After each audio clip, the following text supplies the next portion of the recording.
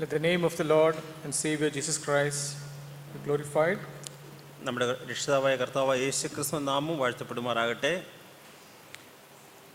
As you all know, we have been reading from the Epistle of James the past 4 weeks. കഴിഞ്ഞ 4 ആഴ്ചകളായിട്ട് നമ്മൾ യാക്കോബിന്റെ ലേഖനമായിരുന്നു പഠിച്ചുകൊണ്ടിരുന്നത്.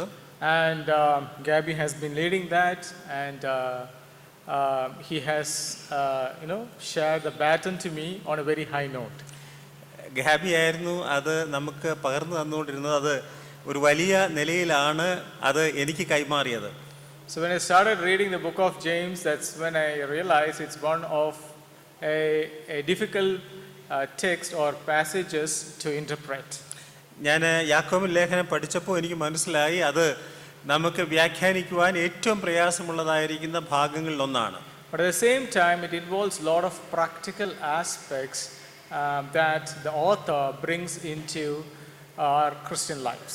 നമ്മുടെ ക്രിസ്തീയ ജീവിതത്തിന് ആവശ്യമായിരിക്കുന്ന അനേക പ്രായോഗിക കാര്യങ്ങൾ അതേസമയം ഈ പുസ്തകത്തിൽ നിന്ന് നമുക്ക് ലഭിക്കുന്നതാണ്.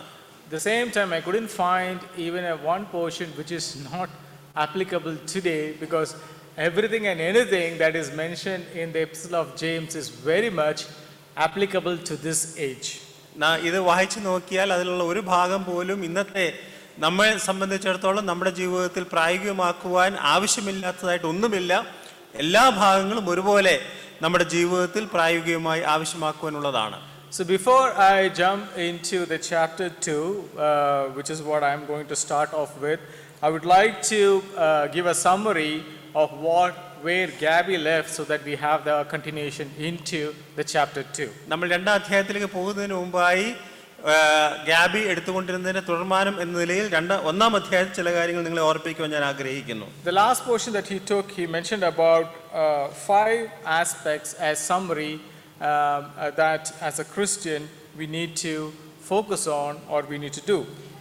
ഇതിന്റെ ഏറ്റവും അവസാനം 5 കാര്യങ്ങൾ നമ്മൾ ക്രിസ്ത്യാനികൾ എന്ന ദൈവമക്കൾ എന്ന നിലയിൽ നാം കേന്ദ്രീകരിച്ച് ചിന്തിക്കേണ്ടതായിരിക്കുന്ന 5 കാര്യങ്ങൾ താൻ ഓർപ്പിക്കുകയുണ്ടായി. He said about submission, so which means that do what the word says. ദൈവം നമ്മോട് പറയുന്നതിന് നാം നമ്മെ തന്നെ വിധേയമാക്കുക. He mentioned about study, which means read what the word says. നമ്മുടെ വചനം നമ്മോട് പറയുന്നത് നാം പഠിക്കുക. Look at your speech or the way you talk, that should align with what the Bible says. ദൈവവചനം നമ്മോട് അനുശാസിക്കുന്ന രീതിയിൽ നമ്മുടെ വാക്കുകളെ ക്രമീകരിക്കുക. And do the service because love the way the Bible teaches.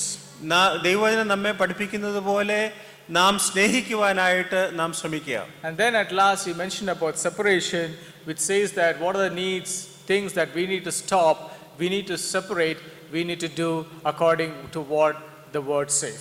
ദൈവവചനം അനുശാസിക്കുന്ന രീതിയിൽ എങ്ങനെയാണ് നാം വേർപെട്ട ജീവിതം നയിക്കേണ്ടത് എന്നും താൻ അവസാനമായി ഓർപ്പിക്കുകയുണ്ടായി. So as we pick up on the chapter 2, 2ാം അധ്യായത്തിലേക്ക് വരുമ്പോൾ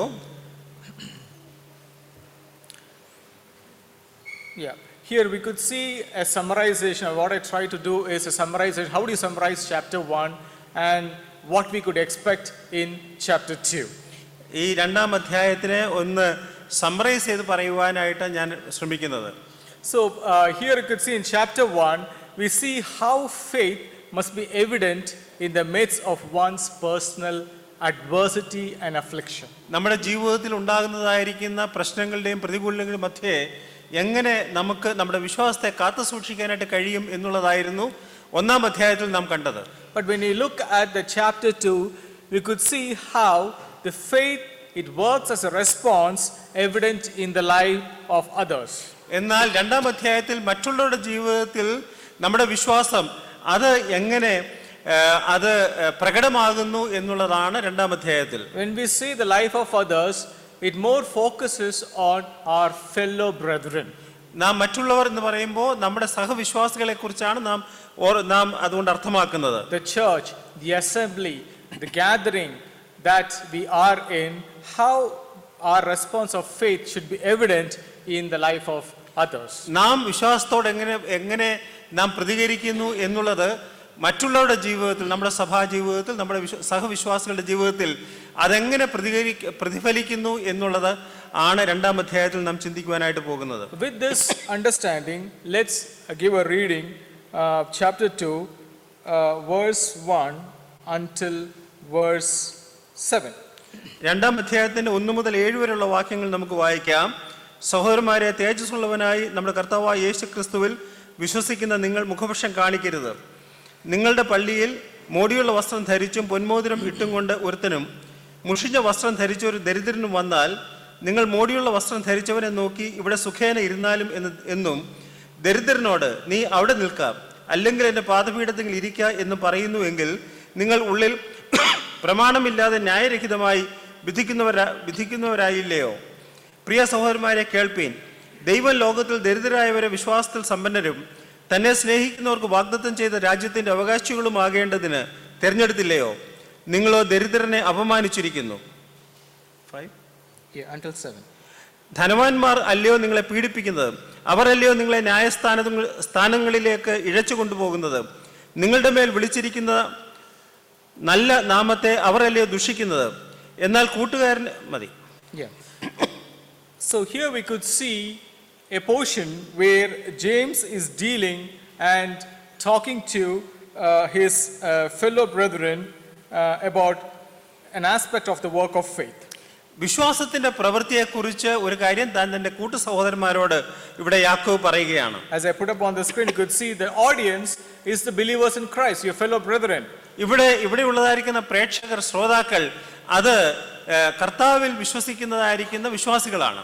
And James didn't hold back on what he wants to say, so he is spot on the first verse of chapter 2 itself to say it's about personal favoritism or partiality. ഇവിടെ യാക്കോബ് ആ കാര്യത്തിൽ യാതൊരു അമാന്തവും കാണിക്കുന്ന ഒന്നാമത്തെ വാക്യത്തിൽ തന്നെ അവിടെ പക്ഷപാതം എന്ന വിഷയത്തെക്കുറിച്ചാണ് താൻ അവിടെ പറയുന്നത്. And from verse 2 onwards, he is bringing in an illustration to make it evident, to make a clear understanding about what the partiality or the favoritism that he is talking about. എന്താണ് വിവേചനം അഥവാ പക്ഷപാതം എന്നുള്ളതിനെ കുറിച്ചുള്ള ഒരു ഉദാഹരണമാണ് രണ്ടാം വാക്യം മുതൽ ഇവിടെ യാക്കോബ് പറയുന്നത്. When I went into the reading of this illustration, I understood that this is a real story. Though it's an illustration, he brought up a real fact, what was happening during those time when James and the believers were part of the assembly.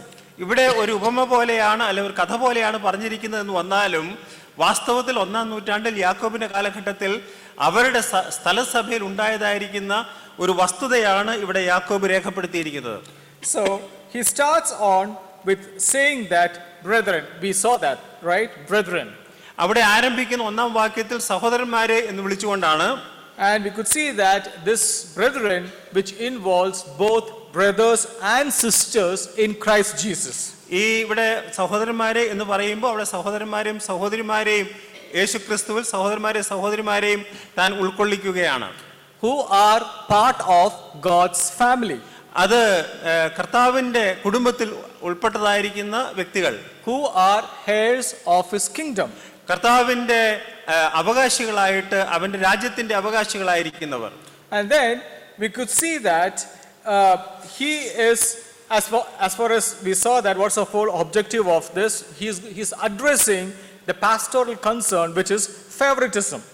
അവിടെ പക്ഷപാതം എന്ന് പറയുന്നതായിരിക്കുന്ന ഒരുവനേക്കാൾ ഒരുവനെ കൂടുതലായിട്ട് ഉയർത്തി കാണിക്കുന്നതായിരിക്കുന്ന, ആവശ്യമില്ലാതെ ഉയർത്തി കാണിക്കുന്ന favouritism, അതാണ് അവിടെ ഒരു അധ്യക്ഷൻ എന്ന നിലയിൽ താൻ അവിടെ പറയുന്നത്. So he comes out with two things to address this. One is stop doing. ഇവിടെ രണ്ട് കാര്യങ്ങളാണ് താൻ പറയുന്നത്. ഒന്ന്, നിങ്ങൾ അത് നിർത്തണം. And secondly, what he's saying is about the correction. After stop doing, what do you need to correct? How you need to correct? അതിനുശേഷം അതെങ്ങനെയാണ്, എന്താണ് നിങ്ങൾ തിരുത്തേണ്ടത് എന്ന് പറയുകയാണ്. Now, if you look at the word favoritism, if you look at the root word, this is the meaning that it gives: raising someone's face or elevating the person. അവിടെ ഒരു അന്യായമായി ഒരാൾക്ക് എന്തെങ്കിലും പ്രത്യേകമായി ചെയ്തു കൊടുക്കുക, അന്യായമായി ചെയ്തു കൊടുക്കുക. ഫേവറിറ്റിസം എന്ന് പറയുന്നത് അതിൻ്റെ അർത്ഥം ഒരുവന്റെ മുഖം അത് ഉയർത്തുക എന്നുള്ള അർത്ഥത്തിലാണ്. Or elevating that person. ആ വ്യക്തിയെ ഉയർത്തുക എന്ന അർത്ഥത്തിലാണ്. Even you could go and if you, in our today's language it could even mean as flattering. അവിടെ മുഖസ്തുതി എന്ന് വേണമെങ്കിൽ നമുക്ക് ഇന്നത്തെ ഭാഷയിൽ നമുക്ക് പറയുവാനായിട്ട് സാധിക്കും. So what I want to understand in simple terms is the favoritism is a negative connotation. It is not a positive outlook. അവിടെ ഫേവറിറ്റിസം അന്യായമായി ഒരുവനെ ഉയർത്തുക എന്ന് പറയുന്നത് അത് തെറ്റായ അർത്ഥത്തിലാണ് ഇവിടെ രേഖപ്പെടുത്തിയിരിക്കുന്നത്. And we see in the first verse we saw it is my brother, we already thought about it. ഒന്നാമത്തെ വാക്യത്തിൽ സഹോദരന്മാരെ, and then we see do not hold your faith in glorious Lord Jesus Christ. അവിടെ തേജസ്സുള്ളവനായ നമ്മുടെ കർത്താവായ യേശുക്രിസ്തുവിൽ വിശ്വസിക്കുന്ന നിങ്ങൾ എന്ന് പറയുകയാണ്. Now this faith that is mentioned in the verse 1 is not limited to the faith in believing Jesus Christ.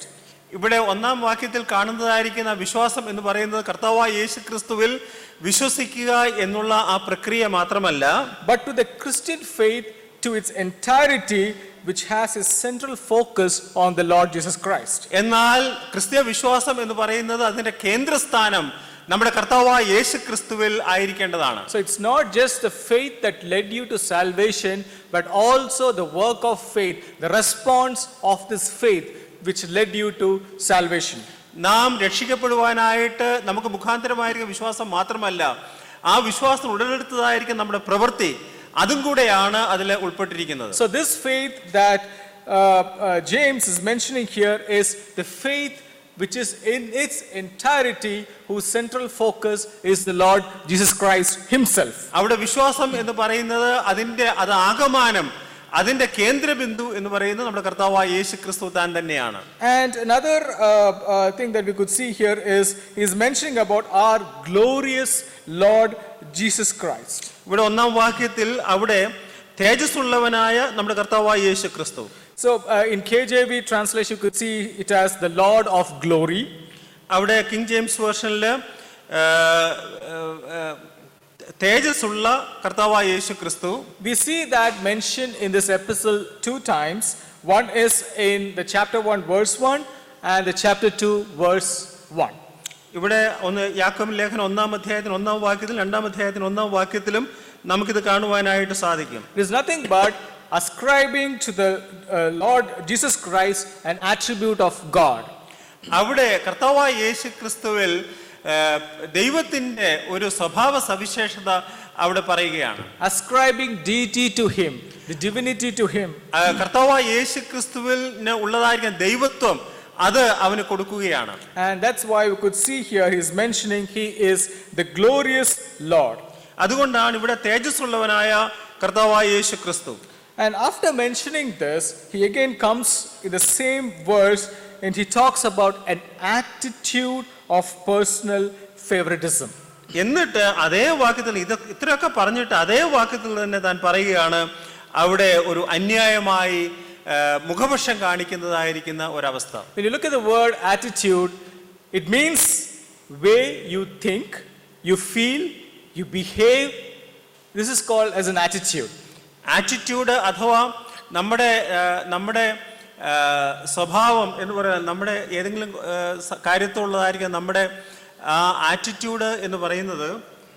The way you think, നാം എങ്ങനെ ചിന്തിക്കുന്നു, the way you feel, നാം എങ്ങനെ അതിനെക്കുറിച്ച് കരുതുന്നു, the way you behave, നാം എങ്ങനെ പ്രവർത്തിക്കുന്നു, and your opinion, നമുക്ക് അതിനെക്കുറിച്ചുള്ള അഭിപ്രായം, this matters into the word attitude. അതാണ് ആറ്റിറ്റ്യൂഡ് അഥവാ നമ്മുടെ ആറ്റിറ്റ്യൂഡ് എന്നതിൽ അർത്ഥമാകുന്നത്. So the first verse it says, do not hold your faith in our glorious Lord Jesus Christ with an attitude. അവിടെ ഒന്നാമത്തെ വാക്യത്തിൽ പറയുന്നത് അങ്ങനെയുള്ളതായിരിക്കുന്ന മുഖപക്ഷത്തോടുകൂടി നമ്മൾ തേജസ്സുള്ളവനായ നമ്മുടെ കർത്താവായ യേശുക്രിസ്തുവിൽ വിശ്വസിക്കുന്ന നമുക്ക് അങ്ങനെ പാടില്ല. And then we see what is that attitude?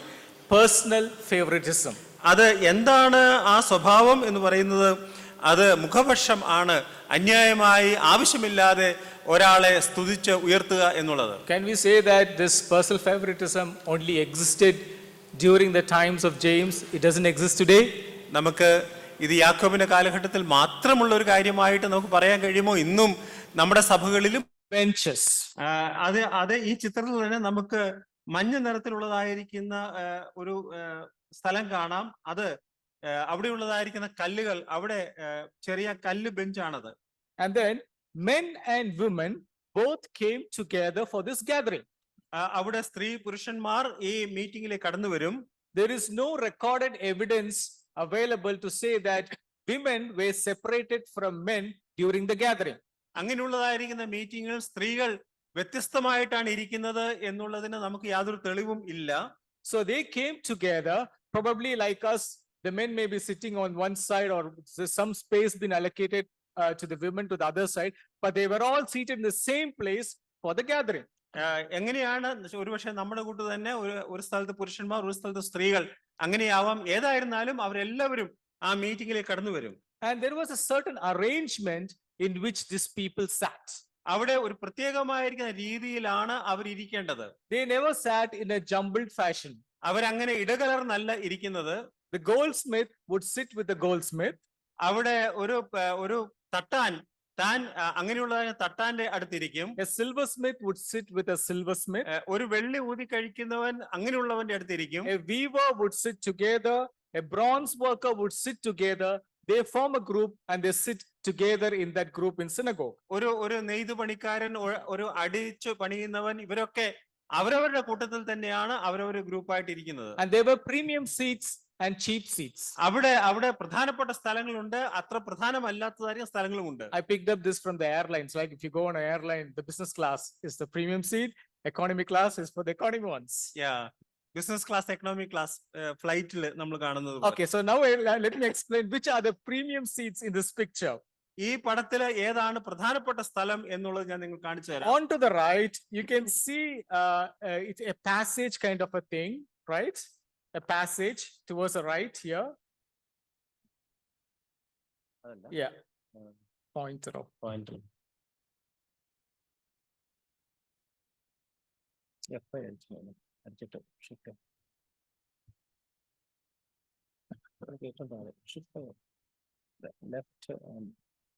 Left താഴെ പോയിന്റ് ഉണ്ട്. ഷിഫ്റ്റ് വരുന്നില്ല. ആയിരിക്കും.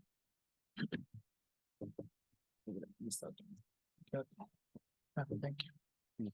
So, great. Thank you for that. So this is the place. This is the place where we call it as a premium seating in a synagogue. നാം ഇവിടെ കാണുന്നതായിരിക്കുന്ന ഈ സ്ഥലമാണ് അതിലേറ്റവും പ്രധാനപ്പെട്ടതായിരിക്കുന്ന സ്ഥലം. Why it is a premium place? അതെന്തുകൊണ്ടാണ് പ്രധാനപ്പെട്ട സ്ഥലം? Usually the readings happen from this place. സാധാരണഗതിയിൽ വായിക്കുന്നത് നാം ഇവിടെ കാണുന്നതായിരിക്കുന്ന ആ സ്ഥലത്ത് നിന്നാണ്. Or it could be in this place. അല്ലെങ്കിൽ ഇതിന്റെ മധ്യഭാഗത്ത് ആ സ്ഥലത്ത് നിന്നാണ്. In these two places, when the readings happen, the view is never obstructed. ആ സ്ഥലത്ത് നിന്നാണ് വായിക്കുന്നത്. അതുകൊണ്ട് അവിടെ ഇരിക്കുന്ന പ്രധാനപ്പെട്ട സ്ഥലത്ത് ഇരിക്കുന്ന ആൾക്കാർക്ക് എപ്പോഴും അത് കാണുവാനായിട്ട് സാധിക്കും. And that is why this place is the premium seats. അതുകൊണ്ടാണ് അത് പ്രധാന സ്ഥലം എന്ന് പറയുന്നത്. And as in flight, first in, first out. അവിടെ ആദ്യം വരുന്നവർക്ക് ആദ്യം പുറത്തു പോകാനായിട്ട് So they സാധിക്കും. come like this, sit, attend, and they go. അവർക്ക് കടന്നു വന്ന് വേഗം പോകുവാനായിട്ട് സാധിക്കും. So what are these cheap seats? അങ്ങനെയാണെങ്കിൽ വില കുറഞ്ഞ സ്ഥലം എവിടെയാണ്? These cheap seats are behind the pillars. അങ്ങനെയുള്ളത് അവിടെയുള്ളതായിരിക്കുന്ന തൂണുകളുടെ പുറകിലാണ്. So they will have probably an obstructed view. അവർക്ക് ഒരർത്ഥം ചിലപ്പോ ശരിയായ രീതിയിൽ കാണുവാനായിട്ട് സാധിച്ചു എന്ന് വരികയില്ല. But they have a seat. പക്ഷെ അവർക്ക് ഒരു ഇരിപ്പിടമുണ്ട്. So these are the categories that they were having within the synagogues, within the perimeter of the synagogues, where the rich man would sit, where the poor man probably would come and sit. Poor man still doesn't have these seats, okay? The yellow perimeter are not for poor people. It's still for the richest in different categories. അവിടെ ഉള്ളതായിരിക്കുന്ന ഈ മഞ്ഞ വരയിൽ നാം കാണുന്നിടത്ത് അവിടെ ധനവാന്മാർ മാത്രമേ അവിടെ ഇരിക്കുകയുള്ളൂ. വ്യത്യസ്തമായിരിക്കുന്ന category തിരിഞ്ഞ് അവരിയ്ക്കും. Yeah, the rich man, according to his riches, will be seated in those yellow lines. അവന്റെ ധനത്തിനനുസരിച്ചാണ് അവൻ ആ മഞ്ഞ സ്ഥലത്തെ കല്ലുകളിന്മേൽ ഇരിക്കുന്നത്. So the poor man comes, he would be seated on the floor, എന്നാൽ പാവം പിടിച്ച ഒരാൾ വരുമ്പോ അവൻ താഴെയാണ്, തറയിലാണ് ഇരിക്കുന്നത്. or sit down on my footstool is what the word says. അല്ലെങ്കിൽ അവൻ എന്റെ പാദപീഠത്തെങ്കിൽ അവിടെ ധനവാന്മാരുടെ പാദപീഠത്തെങ്കിലാണ് ഇരിക്കുന്നത്. So they will tell, okay, come and sit here if you want to have a better view. So they may given be some seats here, but they sit in groups. So they come together and sit like this, and they would engage in the proceedings. അങ്ങനെ അവര് വന്ന് അവിടെ അങ്ങനെ ആ സ്ഥലത്ത് ഇരുന്ന് അവർ ആ കാര്യങ്ങൾ അറ്റൻഡ് ചെയ്യും. The men and women came together in the synagogues. Women didn't have any leadership roles. അങ്ങനെ പുരുഷന്മാരും സ്ത്രീകളും കടന്നു വന്നാൽ സ്ത്രീകൾക്ക് പ്രത്യേകമായിരിക്കുന്ന ഏതെങ്കിലും അവിടെ പ്രത്യേകമായിരിക്കുന്ന ഒരു ചുമതലയില്ല. Okay. Now, what distinguishes the poor man and the rich man? എന്താണ് ഈ ദരിദ്രനും ധനവാനും തമ്മിലുള്ളതായിരിക്കുന്ന അവരെ തിരിച്ചറിയാൻ കഴിയുന്ന വസ്തുത? One is the gold ring. ഒരാള് അവൻ കയ്യിൽ പൊന്മോതിരം ഇട്ടിട്ടുണ്ട്. So when I try to understand what this gold ring is, they had probably, I don't know if it's customary or how they exhibit their richnesses. They wear all in their 10 fingers gold rings, which shows that that person is wealthy. അവരുടെ രീതി അനുസരിച്ച് 10 വിരലിലും അവര് സ്വർണം സ്വർണ്ണ മോതിരം ഇട്ടിരിക്കും. അത് അവരുടെ ധനത്തെയാണ് കാണിക്കുന്നത്. And especially in the middle finger, they wear an extra large kind of a ring, which is according to the status, which shows who is rich among the richest or the rich people. അവിടെ ധനവാന്മാരുടെ മധ്യത്തിൽ തന്നെ ഏറ്റവും ധനവാൻ ആരാണ് എന്ന് കണ്ടുപിടിക്കുവാനായിട്ട് ഈ മധ്യഭാഗത്തുള്ള വിരലിൽ ഒരു വലിയ റിങ് അവര് അതനുസരിച്ചിടും. So that is the differentiator of one of the differentiator that James is talking about, the rich man coming in. അതാണ് ഇവിടെ യാക്കോബ് പറയുന്നതായിരിക്കും ഒരു വ്യത്യാസം, ഒരു ധനവാനായിരിക്കുന്ന മനുഷ്യൻ വരുമ്പോൾ കാണിക്കുന്ന വ്യത്യാസം. And fine clothes. The second distinction is fine clothes. രണ്ടാമത് അവർ മോടിയുള്ള വസ്ത്രം ധരിക്കും.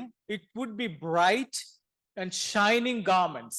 അത് വളരെ തേജസ്സുള്ളതായിരിക്കുന്ന വളരെ തിളക്കമുള്ളതായിരിക്കുന്ന വസ്ത്രമായിരിക്കാം. Brilliant, sparkling ornamentation in the garments.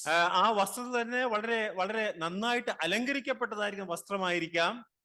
Last Sunday, when Godlingle gave the sermon, കഴിഞ്ഞ ആഴ്ച നമ്മള് പ്രസംഗം കേട്ടപ്പോ Godlingle mentioned that you need to come in the best, right, in a presentable fashion to the church. It is good.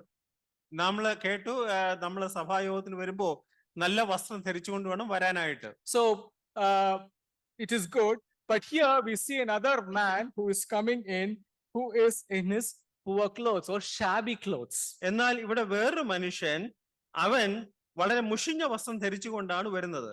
The word used here is dirty clothes. അവിടെ ഉപയോഗിച്ചിരിക്കുന്ന വാക്ക് മുഷിഞ്ഞ വസ്ത്രം എന്നാണ്. So it is not the dress is clean, but it doesn't have shining bright or anything. It's just a normal dress. It doesn't mean that. He came in a dirty cloth. അതിന്റെ അർത്ഥം അവൻ വിലപിടിപ്പ് ഇല്ലാത്തതായിരിക്കും വസ്ത്രം ധരിച്ചു എന്ന് മാത്രമല്ല, അവൻ വരുന്നത് ഒരു മുഷിഞ്ഞ വസ്ത്രം ധരിച്ചുകൊണ്ട് തന്നെയാണ്. And when I looked into it, it says that it could be torn one. Even if the person comes near, it would have some kind of a smell because the dress is dirty. It is not clean. It is not washed. You didn't have, probably an economic background to take care of those things. ഒരുപക്ഷെ അവന്റെ വസ്ത്രം കീറിയതായിരിക്കാം, ഒരുപക്ഷെ ദുർഗന്ധം വമിക്കുന്ന അല്പം ഉണ്ടായി എന്ന് വരാം. അങ്ങനെയുള്ളതായിരിക്കും വസ്ത്രം ധരിച്ചുകൊണ്ടായിരിക്കാം ഒരുപക്ഷെ അവൻ കടന്നു വരുന്നത്. So these people comes into the synagogue. അങ്ങനെയുള്ളവർ ഈ രണ്ടു കൂട്ടരും പള്ളിയിലേക്ക് കടന്നു വരികയാണ്. And one person gets the attention because of his riches. ഒരുവൻ അവന്റെ ധനം കൊണ്ട് അവന് പ്രത്യേകമായിരിക്കുന്ന ശ്രദ്ധ ലഭിക്കുന്നുണ്ട്. Another person is not. എന്നാൽ മറ്റവന് അത് ലഭിക്കുന്നില്ല. And this is, though it's an illustration, this was the practice, a very deep rooted practice which was happening that time. അന്നത്തെ കാലത്ത് ഇതിവിടെ ഒരു ഉദാഹരണമായിട്ടാണ് പറഞ്ഞിരിക്കുന്നത് എന്ന് വന്നാലും അന്നത്തെ കാലത്ത് യാക്കോബിന്റെ കാലത്ത് സഭകളിൽ ഉണ്ടായിരുന്നതായിരിക്കുന്ന ഒരു വലിയ ഒരു സ്വഭാവമായിരുന്നു ഇങ്ങനെയുള്ളത്. So don't think that this illustration that James is bringing is only addressing how we are dressing in the church or who's going to give position or whatever. It goes beyond on favoritism. It goes beyond to talk about partiality.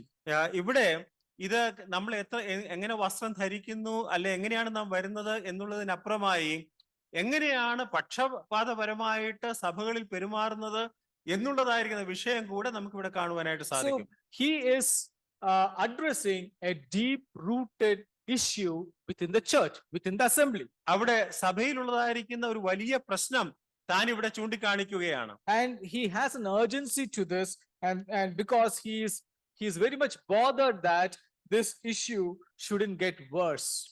താൻ വളരെയധികം ഈ വിഷയത്തെക്കുറിച്ച് ചിന്താവിഷ്ടനാണ്. കാരണം ഈ പ്രശ്നം അതിനെ രൂക്ഷമായിട്ട് വരാൻ ഇടയാകരുത് എന്ന് താൻ ആഗ്രഹിക്കുകയാണ്. So with this let me go to the verse 5 and 6 that we read. We talked about on the verse 4. Have you not made distinctions among yourself and become judges with evil motives? അവിടെ 4-ാം വാക്യത്തിൽ നിങ്ങൾ ഉള്ളിൽ പ്രമാണമില്ലാതെ ന്യായരഹിതമായി വിധിക്കുന്നവരല്ലയോ? Now this is a question which needs an affirmative answer, yes or no. ഈ ചോദ്യത്തിന് നാം ഒരു കൃത്യമായ ഉത്തരം കൊടുക്കണം. യെസ് അല്ലെങ്കിൽ നോ എന്ന് നാം പറയേണ്ടത് ആവശ്യമാണ്. For me to explain this, I would like to take you to something that I thought I could put together. ഈ കാര്യം ഞാനൊന്ന് പറയാനായിട്ട് ഞാനിങ്ങനെ കാണിക്കാനായി നിങ്ങളെ ആഗ്രഹിക്കുകയാണ്. So here we could see, and the illustration is pictured in a way which could be easily understood. What James is trying to say. യാക്കോബ് പറയാൻ ആഗ്രഹിക്കുന്ന വിഷയം നമുക്ക് വളരെ വേഗം ഈ കാണിച്ചിരിക്കുന്ന ഈ ചാർട്ടിൽ നമുക്ക് കാണുവാനായിട്ട് സാധിക്കും. So there is a rich man. അവിടെ ഒരു ധനവാനുണ്ട്. There is a poor man. ഒരു ദരിദ്രനുണ്ട്. We saw that he is wearing gold ring and fine clothes. അവൻ പൊന്മോതിരവും നല്ല വസ്ത്രവും ധരിച്ചിട്ടുണ്ട്. And then here he wears the dirty clothes. അവിടെ ദരിദ്രൻ അവൻ വളരെ മുഷിഞ്ഞ വസ്ത്രമാണ് ധരിച്ചിരിക്കുന്നത്. The response of the assembly to this is special attention. എന്നാൽ സഭ ഈ ധനവാനെ പ്രത്യേകമായിട്ട് ശ്രദ്ധിക്കുന്നു.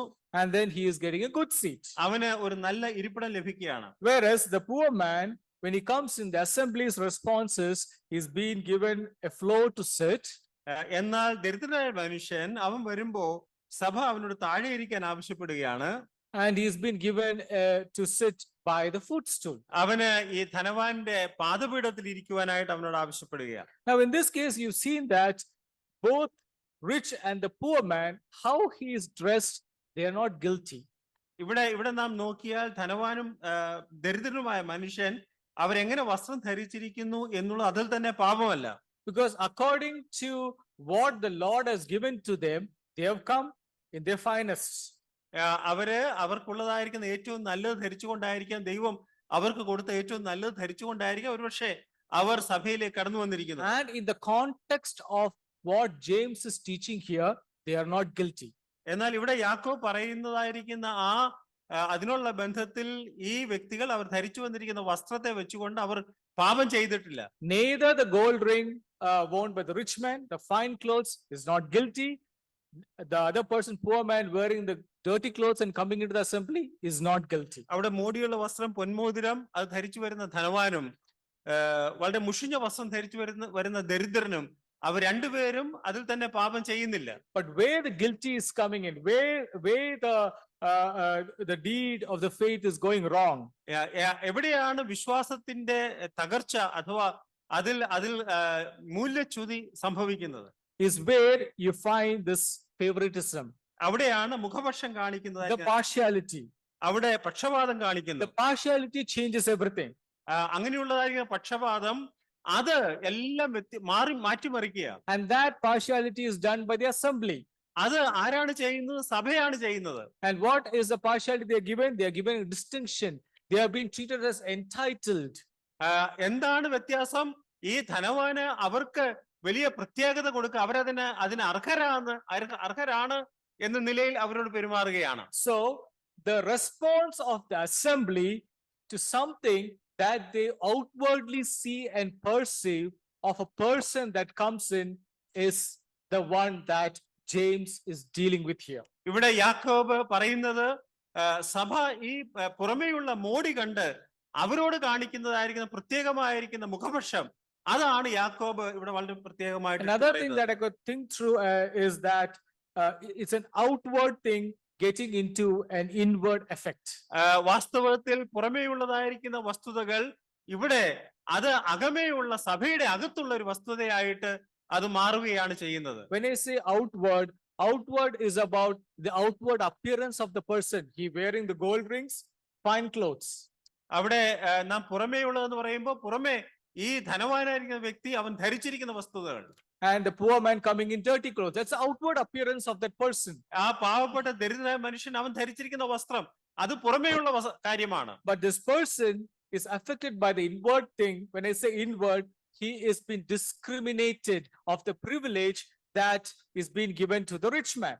അവിടെ എന്നാൽ ഈ രണ്ട് വ്യക്തികൾ വരുമ്പോ പാവം പിടിച്ചവനെ അവൻ മറ്റുള്ളവരെക്കാൾ തരം താഴ്ത്തപ്പെടുന്നവനായിട്ട് അവൻ മാറുകയാണ് ചെയ്യുന്നത്. And that is the reason why an outward appearance is getting an effect inwardly.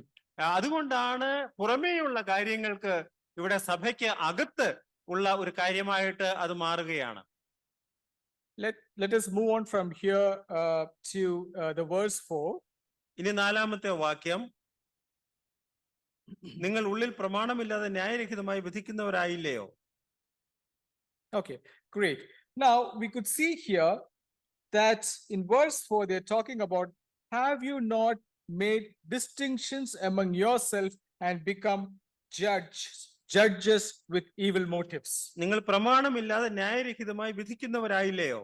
So what we could see here is someone who is applying that favoritism or description or discrimination is becoming a judge. അവിടെ പക്ഷപാതം ചെയ്യുന്ന അഥവാ ന്യായരഹിതമായി വിധിക്കുന്ന വ്യക്തിയെ അവിടെ ഒരു വിധികർത്താവായിട്ട് ഇവിടെ പറഞ്ഞിരിക്കുകയാണ്. The judges is plural. അവിടെ വിധികർത്താക്കൾ എന്ന അർത്ഥത്തിലാണ് പറഞ്ഞിരിക്കുന്നത്. More than one. ഒന്നിലധികമുണ്ട്. We should understand when James is using this, that person is not a judge. ഇത് പറയുമ്പോ ഈ കടന്നു വന്ന വ്യക്തി അവൻ ഒരു ന്യായകർത്താവല്ല. By the action that he does, he is sitting in the position of a judge. അവന്റെ സ്വഭാവം അവൻ എന്ത് ചെയ്യുന്നു എന്നതിനെ ആശ്രയിച്ച് അവൻ ഒരു ന്യായാധിപന്റെ ചുമതലയിലേക്ക് വരികയാണ്. And what is that action? അവൻ എന്താണ് ചെയ്യുന്നത്? Favoritism. അവിടെ പക്ഷപാതപരമായിട്ട് Discrimination. പക്ഷപാതപരമായിട്ട് Partiality. മുഖപക്ഷം കാണിക്കുക. Because this person sees, or the assembly sees, the person coming inside the church or the assembly. ഇവിടെ സഭ ആ വ്യക്തി കടന്നു വരുന്നത് കാണുന്നു.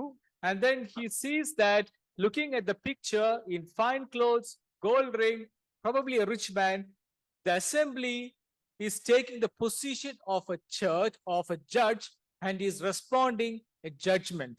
അവിടെ ഈ സഭ ഈ വ്യക്തിയെ കണ്ടിട്ട് തന്റെ മോടിയുള്ള വസ്ത്രം പൊന്മോതിരമൊക്കെ കണ്ടിട്ട് സഭ ആകമാനം ഒരു ന്യായകർത്താവായിട്ട് തീർന്നിട്ട് ആ വ്യക്തിക്ക് ഒരു നല്ല സ്ഥാനം കൊടുക്കുകയാണ്. And that's why you see here, become judges. They are not judges, but by passing on this partiality, this discrimination, they are becoming judges because they are judging others. അങ്ങനെ അവർ പക്ഷപാതപരമായി ചെയ്തുകൊണ്ട് അവർ തന്നെ വിധികർത്താക്കളല്ല എങ്കിലും അവർ വിധികർത്താക്കളായി മാറുകയാണ്. They are judging where the poor man should sit. They are judging where the poor man should be placed. അവര് ഈ ദരിദ്രനായ മനുഷ്യൻ എവിടെ ഇരിക്കണം എന്ന് അവർ തീരുമാനിക്കുന്നു. And then James going on to say that, become judges with evil motives. അവിടെ നമ്മൾ വായിക്കുന്നു പ്രമാണമില്ലാതെ എന്ന് വെച്ചാൽ വളരെ തെറ്റായ ചിന്തയോടുകൂടിയാണ് അവർ ന്യായം വിധിക്കുന്നത്. Let me ask you this question. ഞാൻ ഈ ചോദ്യം നിങ്ങളോട് ചോദിക്കട്ടെ. I'll take our own assembly.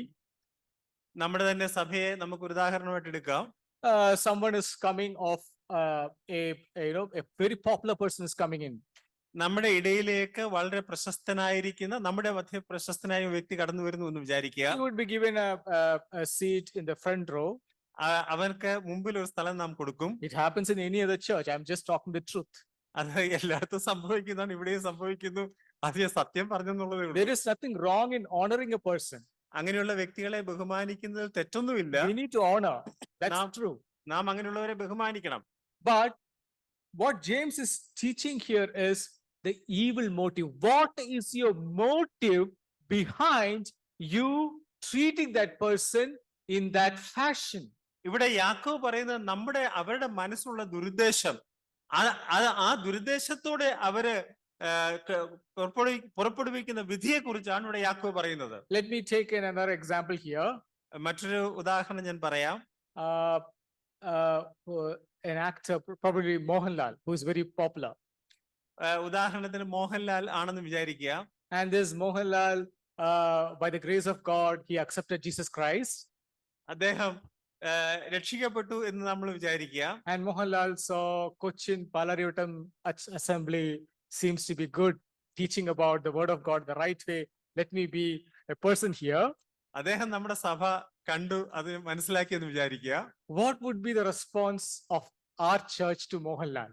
അങ്ങനെയുള്ള വ്യക്തികളോട് നാം അങ്ങനെയുള്ളവരോട് എങ്ങനെയായിരിക്കും അവരോട് പെരുമാറുക? In few weeks' time, ചില ആഴ്ചകൾക്കകം തന്നെ the CBC Palarivattam would change into Yeah. Mohanlal Church. Could be. Yeah. I'm not blaming anyone, right? I'm Yeah. just giving an illustration for you to understand this. അങ്ങനെ സംഭവിക്കാൻ സാധ്യതയുണ്ട്. ഒരുപക്ഷെ നമ്മുടെ സഭയുടെ പേര് നമ്മൾ മറ്റുള്ളവർ അറിയുന്ന മോഹൻലാലിന്റെ സഭയായിട്ട് അറിയാനുള്ള സാധ്യതയുണ്ട്. Ajo, where do you go? Ajo എവിടെയാ പോകുന്നത്? Oh, I go to the where, Mohanlal, service Yeah, there. yeah. That's where I go. മോഹൻലാലിന്റെ സഭയിലാ പോകുന്നത്. I would have enjoyed if AB is there today, but anyway, for obvious reasons. But what I'm trying to say is that what is it we are creating there? What is it we are creating there? By Mohanlal in the center, what is it we are creating there? അങ്ങനെ നമ്മൾ മോഹൻലാലിനെ കേന്ദ്രീകൃതമായി നമ്മൾ പറയുമ്പോൾ നമ്മൾ എന്താണ് അവിടെ നമ്മൾ അർത്ഥമാക്കാനായിട്ട് ശ്രമിക്കുന്നത്? We are getting a branding.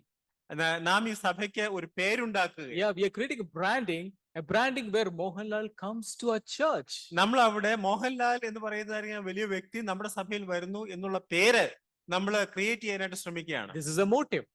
അതാണ് ഒരു ദുരുദ്ദേശമാണ്. Second, രണ്ടാമതായി Palarivattam Church needs that land where the building has to come. ഇവിടെ നമുക്ക് പാലാരിവട്ടം അസംബ്ലിക്ക് ഒരു സ്ഥലം നാം വാങ്ങിച്ചിട്ടുണ്ട്. Now we know that Mohanlal is very rich. Mohanlal വളരെ ധനവാനാണെന്ന് നമുക്കറിയാം. Now we are giving him a position. തനിക്കൊരു നല്ല പ്രധാനപ്പെട്ട സ്ഥാനം നാം കൊടുക്കും. And then we tell him that, what, we have this, we are cramped here, we have all these things to be done.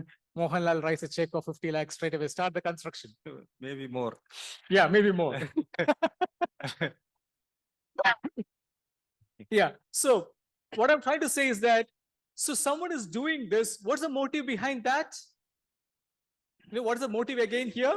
Yeah. Mohanlal giving a 50 lakh of check, just an illustration that I'm bringing in.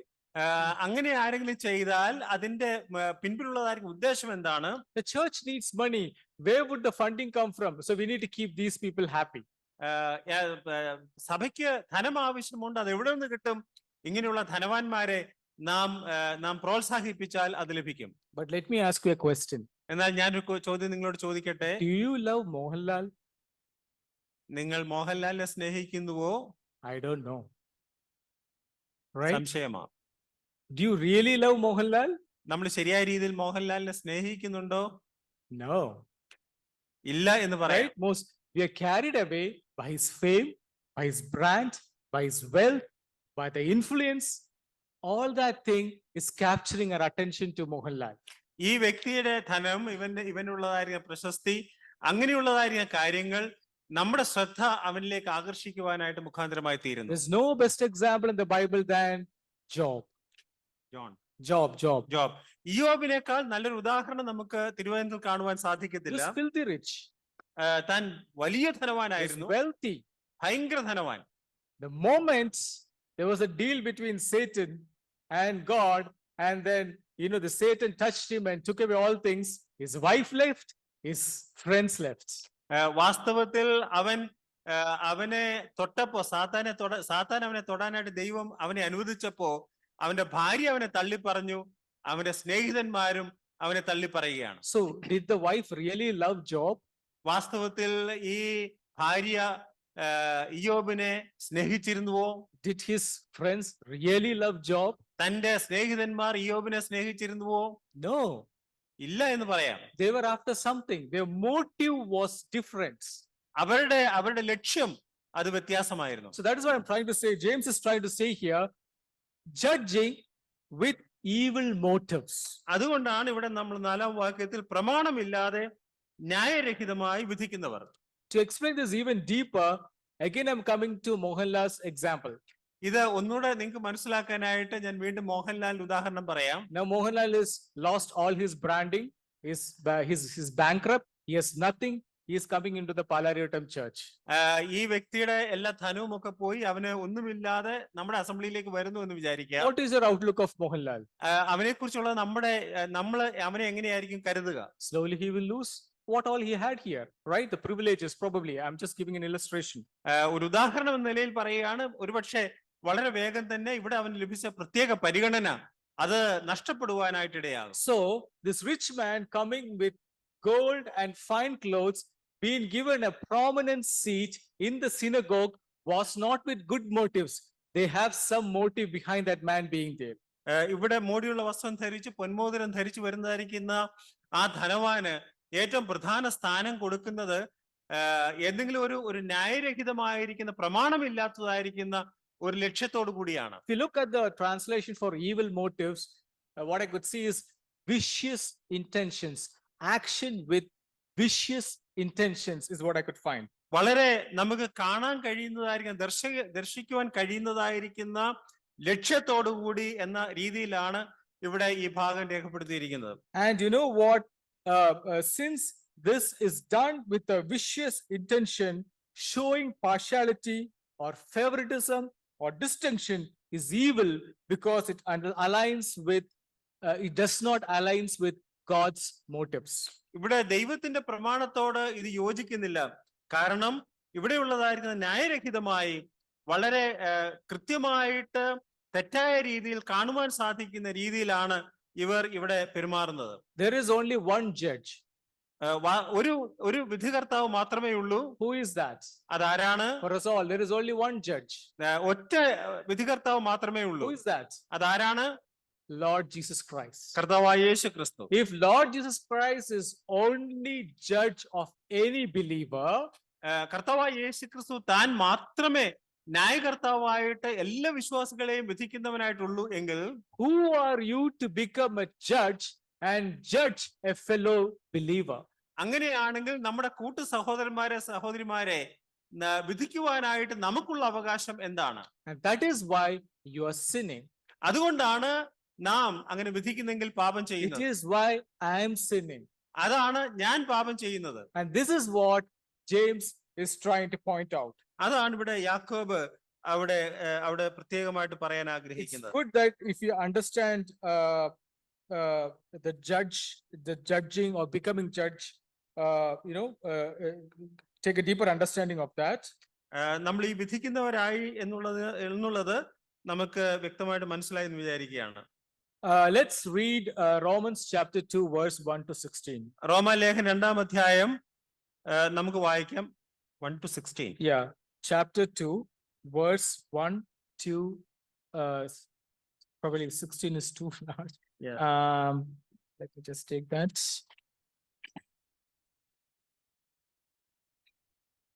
Chapter 2 and verse, yeah, let's take probably until 10. 2-ാം അധ്യായം 1 മുതൽ 10 വരെയുള്ള വാക്യങ്ങൾ വായിക്കുന്നു. Or sorry, 11, until 11. Let's read until 11.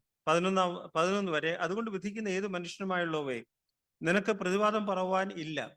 അന്യനെ വിധിക്കുന്നതിൽ നീ നിന്നെ തന്നെ കുറ്റം വിധിക്കുന്ന നീ അത് തന്നെ പ്രവർത്തിക്കുന്നുവല്ലോ. എന്നാൽ ആവക പ്രവർത്തിക്കുന്നവരുടെ നേരെ ദൈവത്തിന്റെ വിധി സത്യാനുസരണയായിരിക്കുന്നു എന്ന് നാം അറിയുന്നു. ആവക പ്രവർത്തിക്കുന്നവരെ വിധിക്കുകയും അത് തന്നെ പ്രവർത്തിക്കുകയും ചെയ്യുന്ന മനുഷ്യ, നീ ദൈവത്തിന്റെ വിധിയിൽ നിന്ന് തെറ്റിയൊഴിയും എന്ന് നനയ്ക്കുന്നുവോ?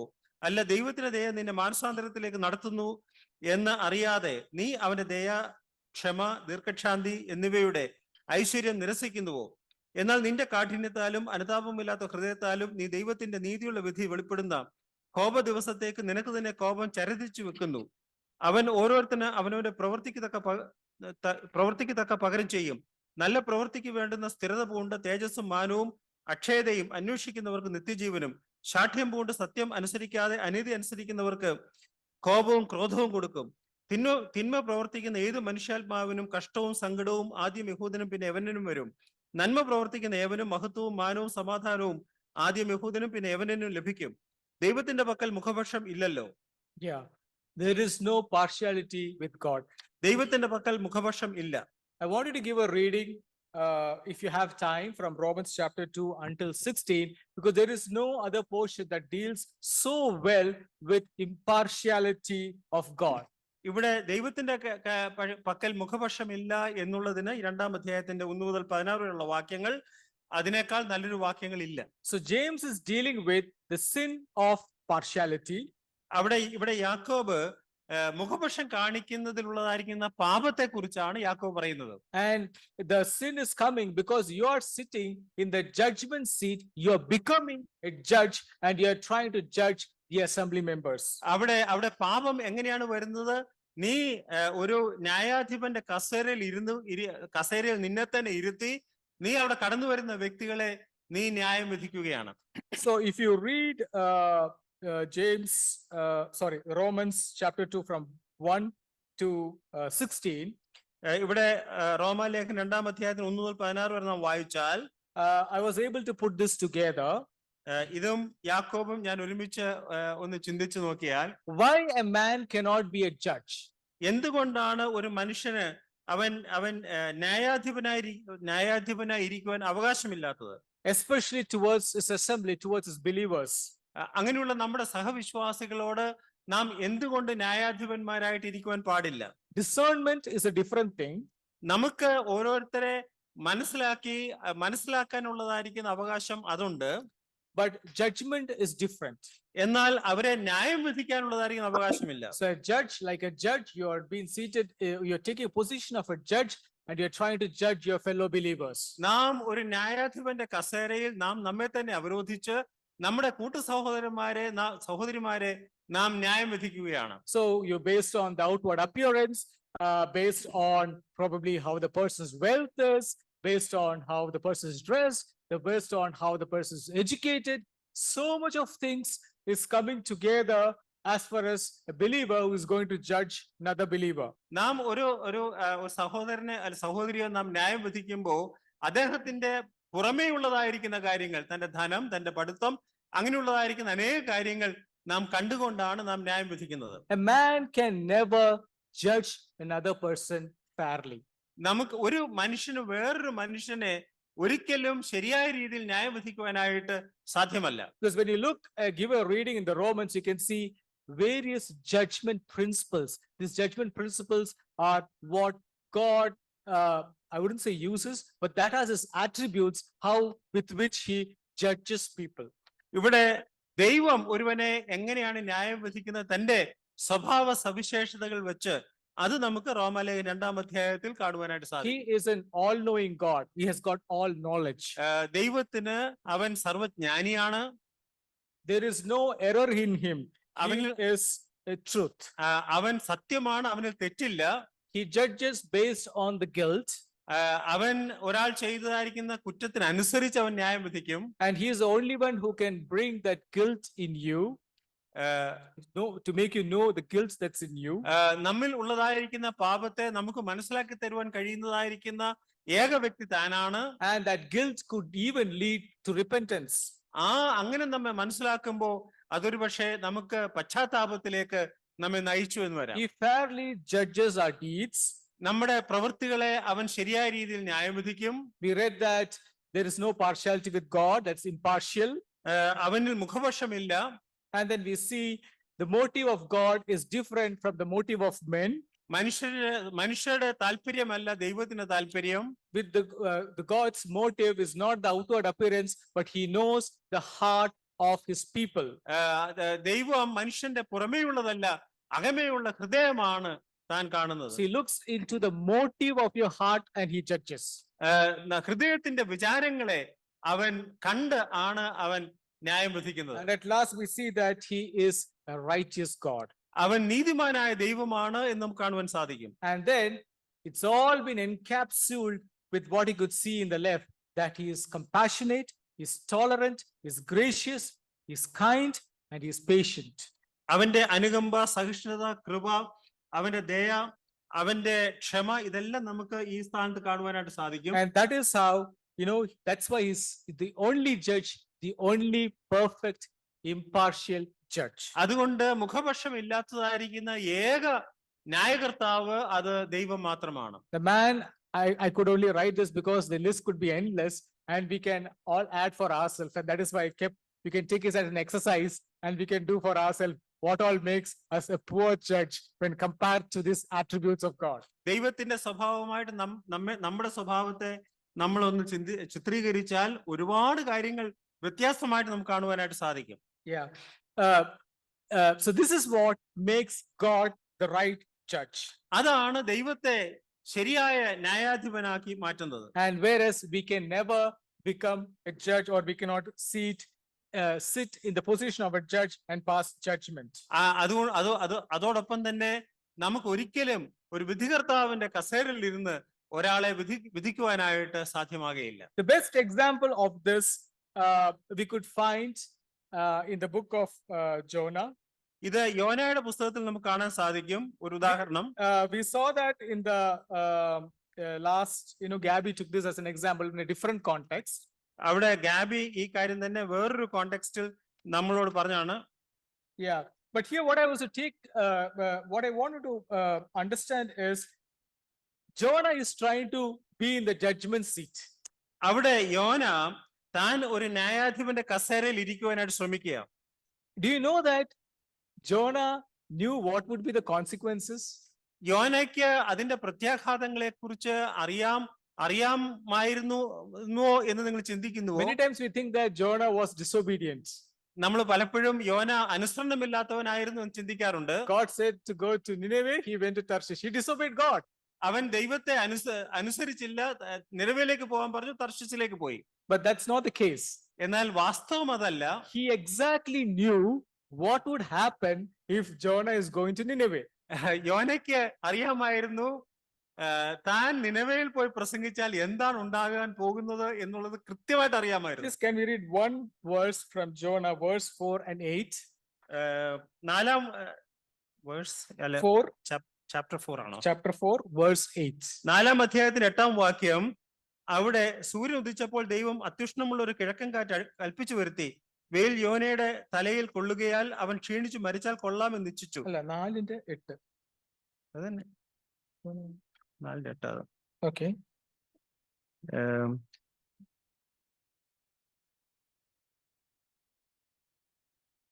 അല്ല, അത് 4:1 തോന്നുന്നു കേട്ടോ. നീ കൃപയും കരുണയും ദീർഘക്ഷമയും മഹാദയമുള്ള ദൈവമായി അനർത്ഥത്തെ കുറിച്ച് അനുതപിക്കുന്നവൻ എന്ന് ഞാൻ അറിഞ്ഞു. അത് 4:1. Okay, now here it is like, probably. So then he knew that this God is gracious, compassionate, slow to anger, and abundant in loving kindness, that he left to Tarshish because he knew that this God's heart would be moved. യോനയ്ക്ക് അറിയാമായിരുന്നു, യോന അവിടെ വന്ന് പ്രസംഗിക്കുകയാണെങ്കിൽ ദൈവം കൃപയും കരുണയും ദീർഘക്ഷമയും മഹാദയും ഉള്ള ദൈവമാണ്, താൻ അനർത്ഥത്തെ കുറിച്ച് അനുതപിക്കുന്നവനാണ് എന്ന് യോനയ്ക്ക് അറിയാമായിരുന്നു. We be the judgment seat of Jonah now. നാം പലപ്പോഴും ഈ യോനായുടെ അതേ സീറ്റിലാണ് നാം ഇരിക്കാൻ ശ്രമിക്കുന്നത്. Nineveh to get destroyed. നാം ഒരുപക്ഷെ പറയും ആ നിനവ അത് നശിപ്പിക്കപ്പെടണം. The city should not remain. അത് ആ പട്ടണം ഒരിക്കലും നിലനിർത്തുവാൻ പാടില്ല. That is man trying to judge. അതാണ് മനുഷ്യൻ ഒരു ന്യായാധിപനായാൽ ഉള്ളതായിരിക്കും പ്രത്യേകത. But God as a judge, എന്നാൽ ദൈവം ഒരു ന്യായാധിപൻ എന്ന നിലയിൽ he judged fairly. താൻ വളരെ കൃത്യമായി ന്യായം വിധിക്കുന്നവനാണ്. He gave a chance to Nineveh. താൻ നിനവയ്ക്ക് ഒരു സാധ്യത കൂടെ താൻ കൊടുക്കുകയാണ്. That is why he is an impartial God. He judges fairly. അതുകൊണ്ടാണ് ദൈവം മുഖപക്ഷമില്ലാത്തതായിരിക്കുന്ന ശരിയായ രീതിയിൽ ന്യായം വിധിക്കുന്നവനായിരിക്കുന്നത്. But man has evil motives. Man is self-centered. Man is partial. He can never be in the judgment seat.